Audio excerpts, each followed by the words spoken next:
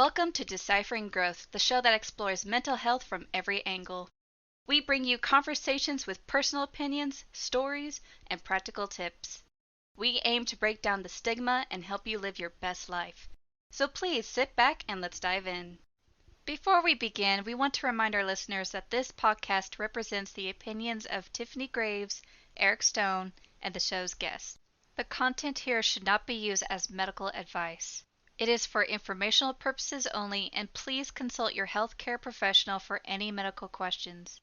Views and opinions expressed in the podcast are our own and do not represent that of our places of work. This podcast should not be in any legal capacity whatsoever, including but not limited to establishing a standard of care in a legal sense or as a basis for expert witness testimony. There is no guarantee regarding the accuracy of any statements or opinions made on the podcast. In no way does listening, reading, emailing, or interacting on social media with our content establish a doctor-patient relationship. So I guess to kind of start us off, I am curious from you and your work, what is kind of the biggest myth or the biggest belief that you encounter with clients about anxiety? That it isn't normal is, I think, the biggest myth about anxiety. The idea that it's an individual experience not felt by others, and that it's a crazy thing to feel or atypical, and it's a problem. So a lot of my clients have heard me share the analogy of if a bear came into my office or came into the space where they are, that we would both hope for that anxiety response to kick in so that we can get that adrenaline and run away, not climb a tree because it's a bear, but just run away and flee and be safe. So I think that is the biggest myth about how it's not normal and it's a problem that needs to be solved. What do you see as like the biggest myth with anxiety? So I would say very similar kind of findings within my work as well. It's like it's not normal.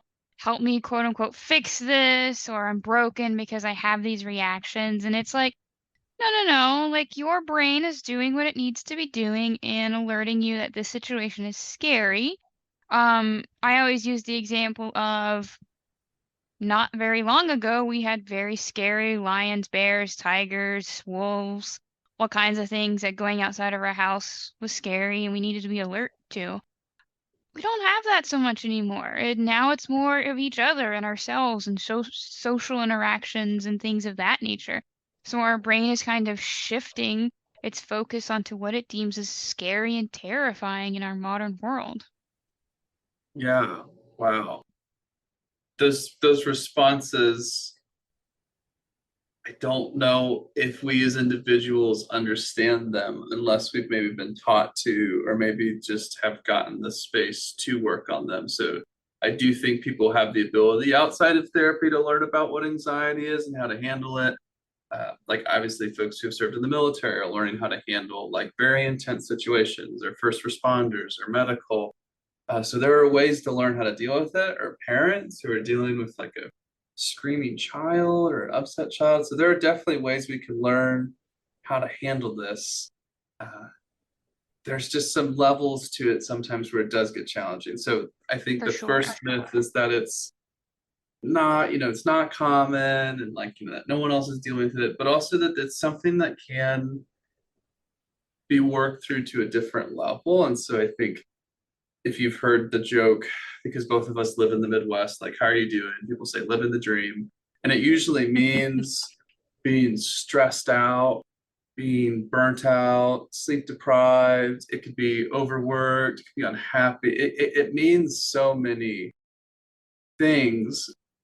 And we can get used to a lot of things. And so I think some folks get so comfortable with what anxiety feels like, looks like in their day-to-day life, that they almost forget like that's what that is.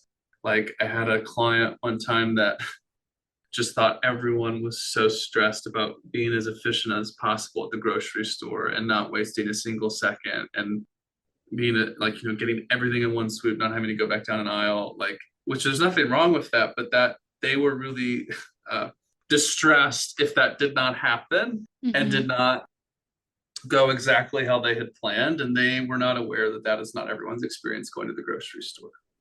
Yeah. And it can be sometimes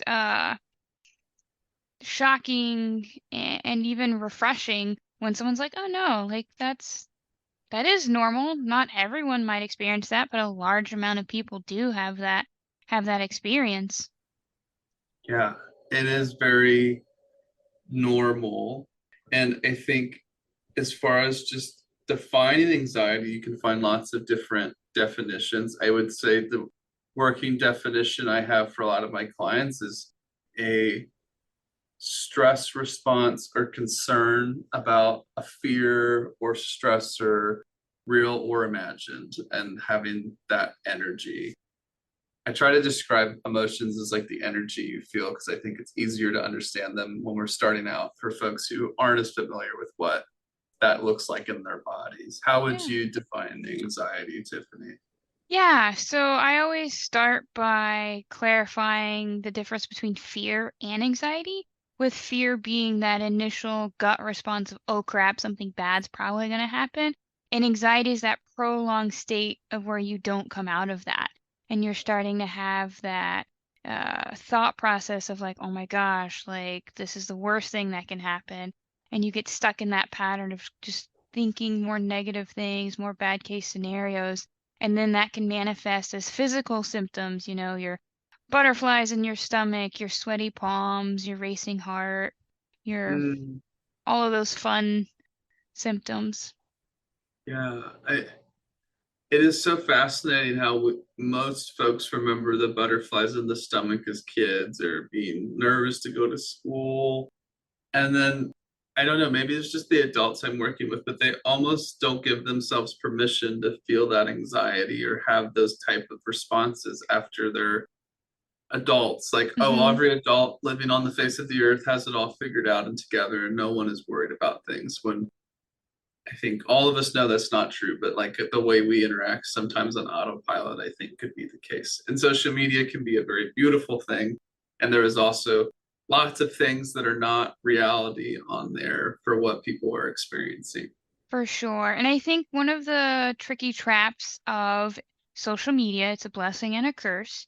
Um, but I often find that when individuals have high anxiety, they're like, "Oh, I just turned to TikTok or Instagram and I chill out." And I'm like, "That's fair. Like clearly it's working or you wouldn't keep using it." But we're kind of avoiding the core of the issue and just kind of finding a way to displace our anxiety for the moment. Getting kind of hot in here where we're recording, because I'm just feeling a little called out, Tiffany. So we're going to talk about TikTok scrolling. So I don't want to be a hypocrite, but yes, it does give us that release of dopamine. It is kind of mindless and numbing and Mhm. does release things. There's some really great memes and videos on TikTok though, so I feel my defense of TikTok coming. But you're right, there's a lot of things that we can do and identify. And one of the things that I think is really interesting, we joke about, I think a lot of therapists will joke, but so many therapists have gone to their own individual therapist at some point, Mhm. to find their own work, to be able to do our roles as best as possible. Uh, and I'm laughing because I will never forget, I was with my therapist and I was explaining how when I took tests, my brain was shut down. And I was explaining in my own words, like, oh, I'm so dumb that I can't figure out how to study and take these tests and do how I would like to do. And she had to walk through with me, you're not dumb. Your brain is having a nervous system response and is shutting down because you're so anxious Mhm. and stressed. And I find it very humbling because I was a therapist at the time doing therapy that I think was helping people. And yet, when it came to my own journey with anxiety, I was like, what is going on? Like, what? So I do think it is easier to help someone else, whether it be a client or a friend or a family member, or a child. And I think most of us don't tend to not be so nice to ourselves and kind and really like, oh, like this is the way. I think we're harder on ourselves when we're dealing with things that are more personal and challenging, like anxiety. Oh, for sure. And that brings up the one of the things that I commonly talk to and process through with individuals working on anxiety is that inner critical self-talk. Um, Mm. Anxiety and that inner self like to play hand in hand. If it says one negative thing, your anxiety tends to latch onto it and it puts it in its backpack of evidence and it throws it right back at you later. And being able to uh, recognize that relationship and build a healthier relationship between those two can help you tackle that anxiety a lot easier. Uh, that's so profound that I have to just take a second. I agree with what you're saying. There's a need to just change those automatic thoughts. And I think something I've seen that I know you've probably seen too, Tiffany, is folks not used to those automatic thoughts Mm-hmm. not being there and also not knowing where they came from. And the example I have of this, if you've grown up in a not safe, not supportive environment, however you would define that, you could be told things about yourself or the world that are simply not true. And you may not logically believe them. And yet, when you're in a stressed out place, those thoughts can come to the surface and almost feel true. And it's very challenging for a lot of folks in situations that are stressful or maybe having to stick up for themselves when that inner voice and inner kind of automatic responses are just tearing them up inside, like 9 rounds with Mike Tyson. No one has to say a thing to them. They're doing it to themselves before anybody Yeah, comes into the picture. for sure.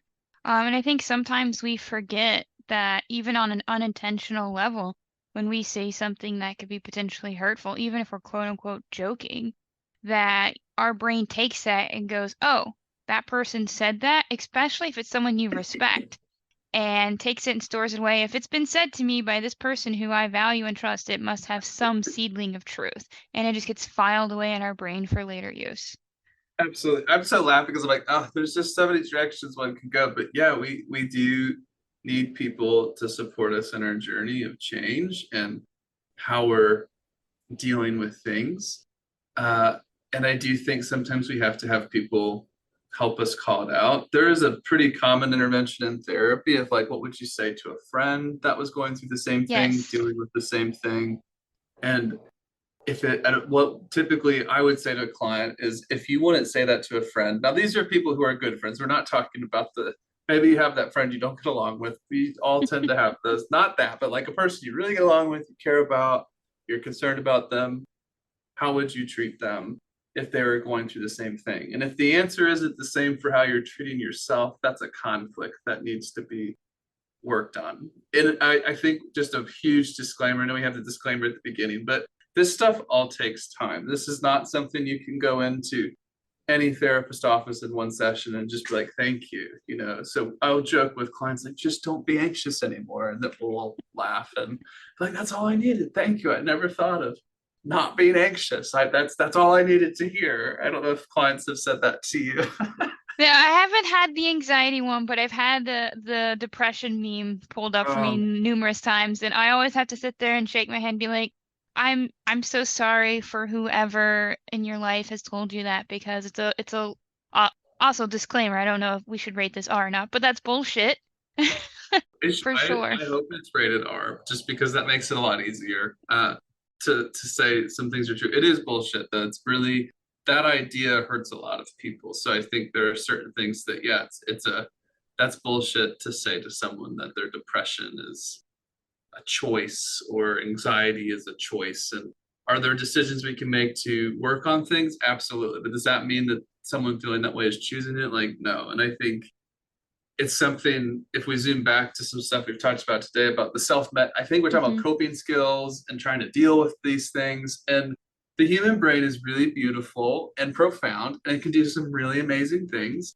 It's also very faulty. And what I Hmm. mean by this is like we are primed for certain things. So, for example, every sugary substance that is in existence, or fat or salt. Like our brains are primed to want that when we see it. So my mouth is watering picturing McDonald's right now. This is not a sponsorship with McDonald's, but if I start to picture a fry and a Coke and a burger, I'm like, ooh, that sounds delicious and very helpful. And the same is true for when we're stressed. We're looking for dopamine and serotonin and escape. So there are some healthy outlets like working out, talking to someone, taking a break, a little bit of maybe going and shopping with some mindfulness can be okay, or distracting yourself. And at the same time, there's a huge challenge with like self-medicating or kind of over dependence on coping skills to manage things like anxiety. And the reason I wanted to bring this up in this podcast is that we're post-COVID, and a lot of people have survived some things, but we also know there's survival responses, and also, there's some changes that have happened during that time that have all not for sure been positive for people trying to manage their day-to-day stress and anxiety. Yeah. I think something else to recognize is that when individuals do come to us for anxiety, trying to remind them, like, yeah, you're surviving. We don't want to discredit the fact that you've survived this long, you've gotten this far, but like, let's start turning that surviving into thriving. Let's take that one extra thing off your plate so that you can focus on things that you really want to provide energy to.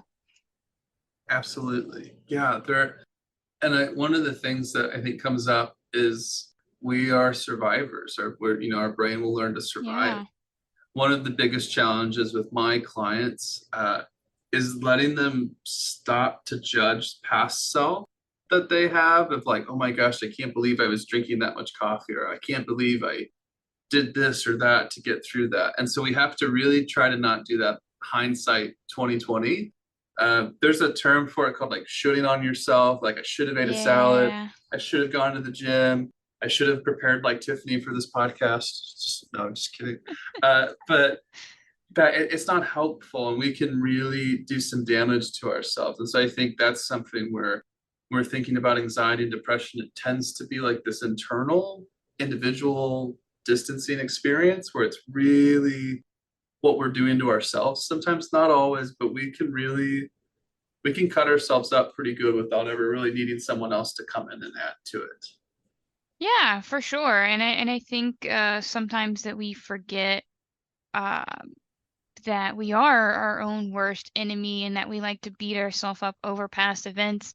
One tactic I use with my clients is I ask them, I was like, are you beating yourself up in the past as that person you were in the past, or as the person you are now? Because the person you are now has a lot more information than the person that did in the past, and that person in the past did what they needed to do to survive. Dang, I love that. Yeah, I think it's just I wanted to maybe just give a shout out to people listening where maybe your anxiety's flared up right now. Maybe you are over relying on a different type of coping skill. That we're not judging you, and your therapist isn't going to judge you, and hopefully you're not judging yourself. And so I think the first step of any type of change is just recognizing, like, where are you starting from? So like, where are you at with this process? So it's okay to make a small step forward, but waiting for kind of it all to click or it all to go back to zero, like, there is no perfect time for any kind of change. So it's kind of about, when are you ready to try to work on something or change something? Like, when the cost to keep it going is not worth the benefit that you would get by making some changes. Yeah, for sure. And I always, just to add to that little tidbit, I always encourage people, like, it's never too late. It doesn't matter how old you are, what stage of life you're in, or if you feel like you're stuck. It's never too late to start. I agree. I was thinking, Tiffany, it could be helpful for folks listening to kind of hear the stuff that's really helpful for us as therapists to find out about Hmm. anxiety, Yeah. uh, and kind of the things that we look at. So one of the things that I try to ask all my clients about is how their sleep and appetite is going. That is a very, very common interaction between anxiety uh, and depression. Of like, if you're not sleeping a lot, disturbed, nightmares, not wanting to eat, or maybe wanting to eat like all the time. Those are very common things. And also just kind of sensing how someone's awareness of how they're coming off. Like I've had Mm-hmm. clients who like can't stop moving and shaking and Oh like just yeah. they won't stop moving at all. And I'm like, hey, how are you doing today? They're like, oh, I'm absolutely fine. And they're talking really fast. They're not making sense. It's very clear they're racing around and they're just not even aware that that is not like normal or like that is anxiety that's coming up for them. Yeah. And to add to that, the nutritional piece, again, we're not here to judge. We're not here to tell you how to live your life and your nutritional values and things of that nature. But the biggest thing I do harp on people is caffeine. Like, I get it. Everyone enjoys their cup of joe in the morning. That's totally fine. But when you're exceeding 6, 7, 800 milligrams of caffeine and you're coming to me and you're like, oh, I'm not sleeping. And I'm like, well, you might want to scale back a little bit.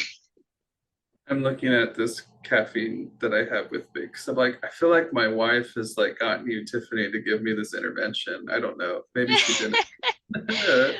Well, and it also depends on the type caffeine as well. I mean, I know they make mushroom coffee these days, all kinds of different variations of coffee. And it's Another still podcast to like go into the types of coffee. okay, side podcast, coffee adventure. But yeah, and I think just like I'm not saying you can't enjoy coffee, you can't enjoy your teas, but No, that's limit fair. your intake. If you notice caffeine is something that impacts you and you notice you get kind of jittery, pick a cutoff time. Like personally for me, I know that coffee winds me up like the Energizer battery. So when 1 p.m. hits, I'm like, all right, no more caffeine for me, or I'm gonna be up till 3, 4 in the morning and I'm gonna hate myself the next day. Yes. That is beautiful. And I'm like Tiffany is a really great therapist, so I don't feel called out. I'm just laughing. I was like, wow, like we all have our things that are Oh hitting. So yeah. I agree. We have to be aware of what is helpful and unhelpful, and everyone's nervous system and body is different. And that's why I encourage anyone in therapy, like have some of these conversations with their therapist, but also be honest about what's going on, just because I Yeah. feel like I go to the dentist and I'm always honest and like, did you floss? I'm like, absolutely not. I did it because they already know if I Oh flossed or yeah. not. They already know. Like my gums are all ate up and it's like, no, every day, like I spend about 3 hours floss. But people will do this in counseling where it's like very clear they're stressed out and struggling. And they will be like, how are you doing? Like, oh, I'm good. Things are good. And and I just picture the analogy like if someone has the privilege of having someone come to clean their home, that sometimes they feel like they need to clean their home before someone comes to clean it. Yes. And it's like that's really diminishing the effect of how they can really help you. And if we take that to therapy, it's like I am not able to help someone if I don't know what's really going on, like Yeah. with themselves and how is it going outside of therapy? Because truly, way more important than the hour and a half that we will get with them. Yeah. A And week. I don't know about you, but one way I try to diffuse that when I get that is I always ask, well, depending on the client, because I'm more brutal with some other than others because that's works better for them. But typically, if it's in the very beginning stages and we're just trying to get to know each other and someone comes in, oh, I'm doing fine. I always go, well, what does fine mean to you? Like, I'm not in your shoes. Can you define the definition of fine or good? And then they start defining, and then I'm like, so does that align with your definition of you're doing good right now? And most of the times they're like, no. Um, so being able to call them on their bullshit, like, I get it, like no one wants to be called on their bullshit, but at the same time, like, you're paying me so that you can have a better life and you can feel better and you can tackle these things and reach your goals. So I'm not gonna like hand you a fluffy teddy bear and be like, it's okay. Absolutely. No, I think people just kind of need different approaches, and that's something that I encourage. That's why we need to be honest with our therapy Yes. space, whether it's the client or the therapist, so it can be helpful.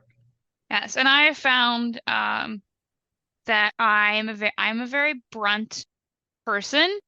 Um like I have had numerous individuals when they call and they're like, I'm looking for a soft and gentle approach. And I was like, well, I'm gonna be honest with you. if you want soft and gentle, I might not be the best therapist because I'm a little more on the brunt side of things. Yeah, I think you have to know yourself as the counselor, but also know what you're looking for as the client. And so Yes. maybe speaking to folks who have never done therapy before and are like, okay, well, now you've described my caffeine dependency and my numbing on TikTok, and now I'm feeling very fragile and I don't know what to do. It's like, just reaching out to a therapist can feel really stressful. It's always hard to reach out for help. Uh, Yes.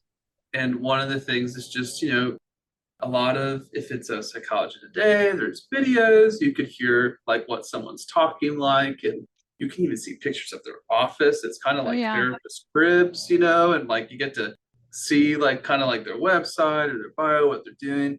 But in general, all therapists are trained to work with anxiety and depression. And so if you're Yes. coming in with general anxiety, pretty much every therapist should be able to help you.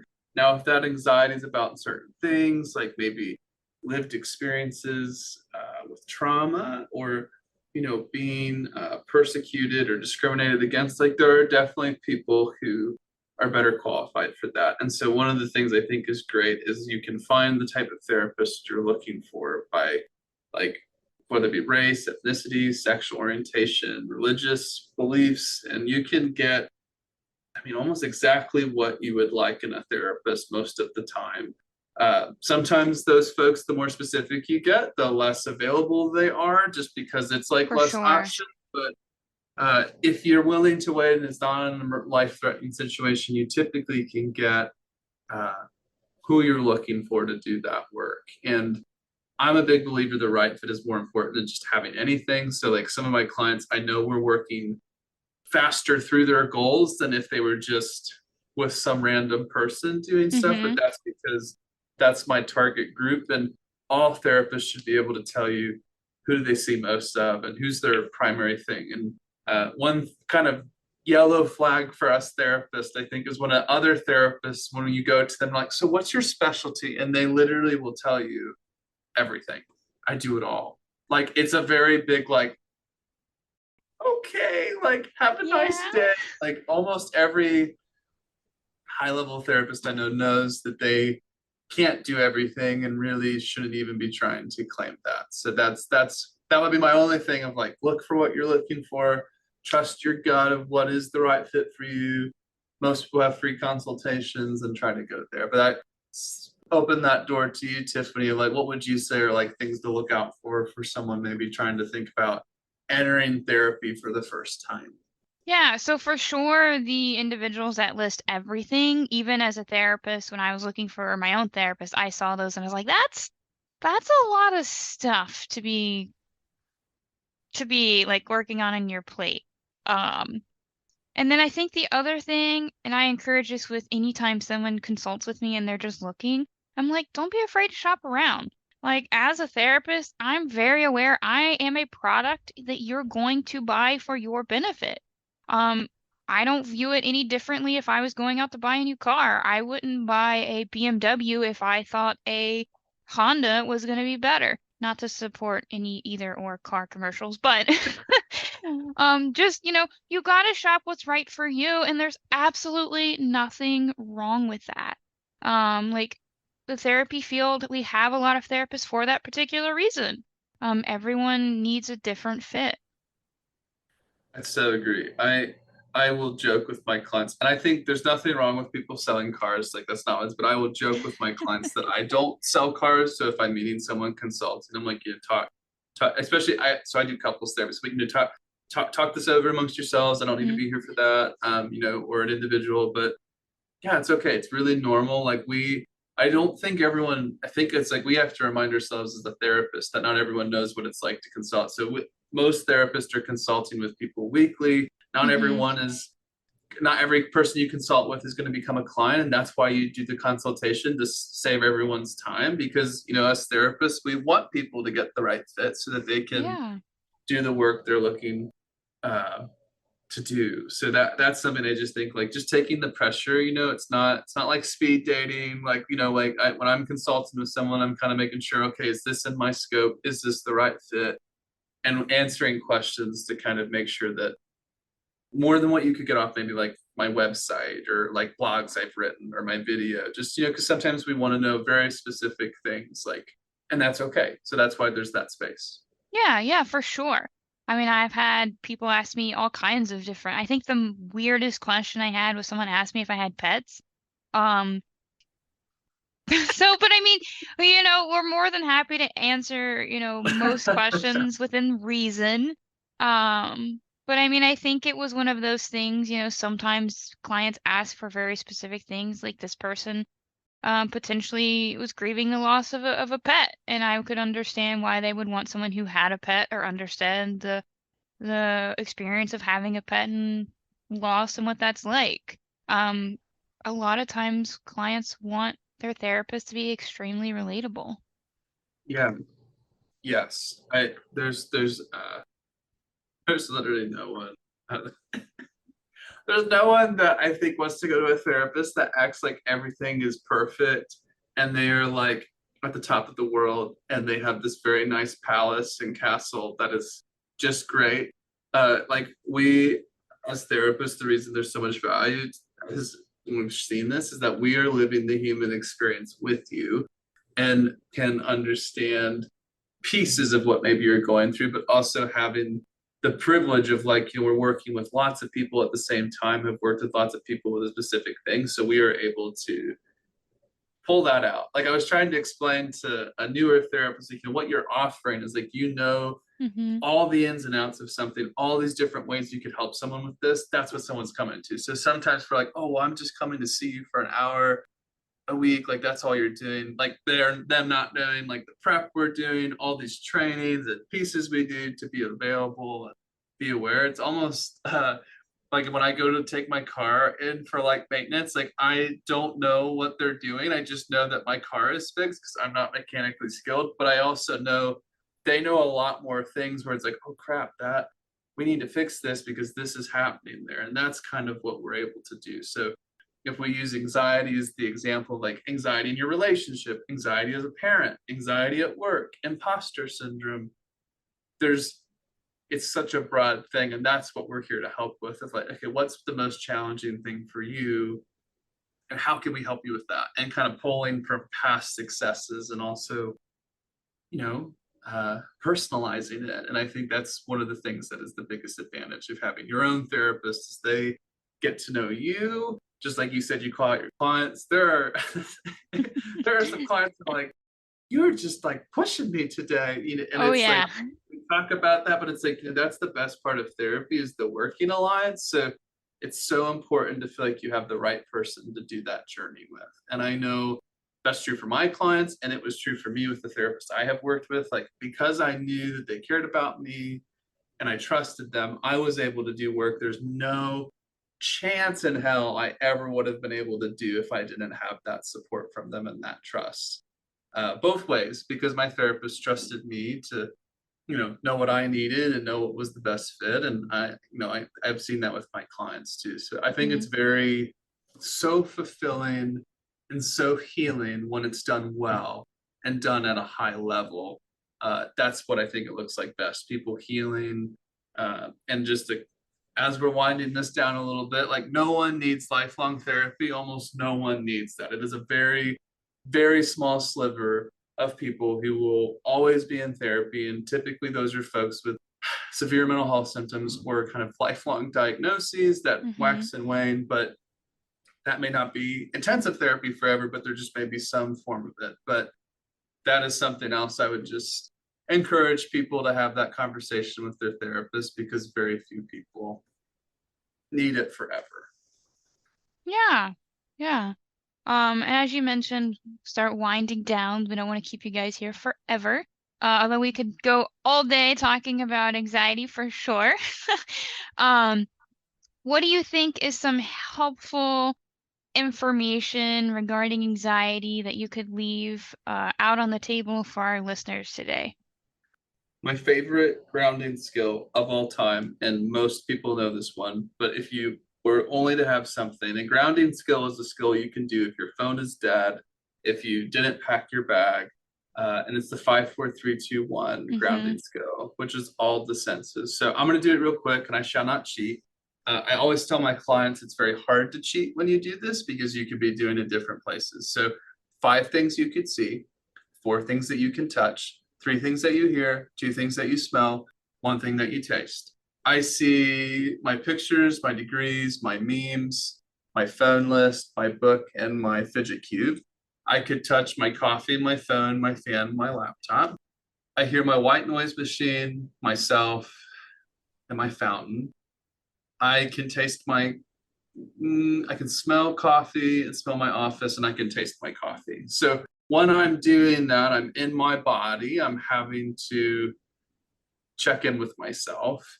And it's very quick, and you can do it anywhere. And this is something I teach all of my clients because we need to have ways of just pausing and taking a moment to slow it down.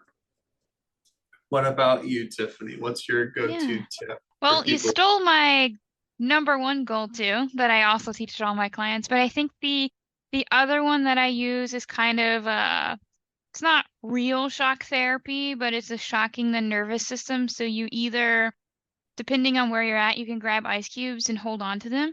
That coldness in the palm of your hand or somewhere, a warm space on your body, can be a shock enough to jolt your brain out of that cycle and kind of bring you to the forefront. Or if you're out in public, getting extremely sour candy and popping it in your mouth is also another intense way to like jolt your brain back to, holy crap, this is really fucking sour, and you're kind of like out of that thought cycle. Ooh, I love that.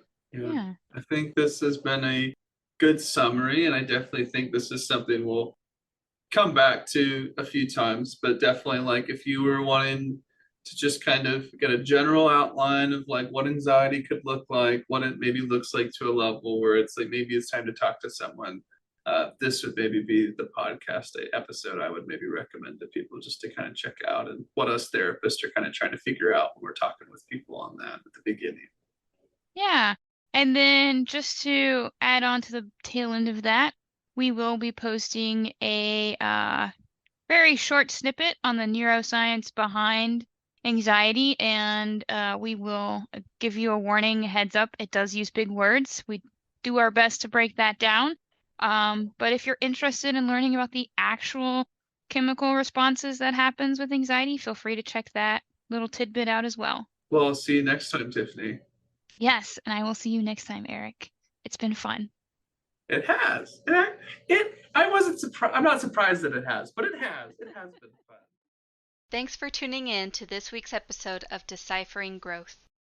We hope you found our conversation helpful and insightful. Growth is a journey. Taking it one step at a time is okay.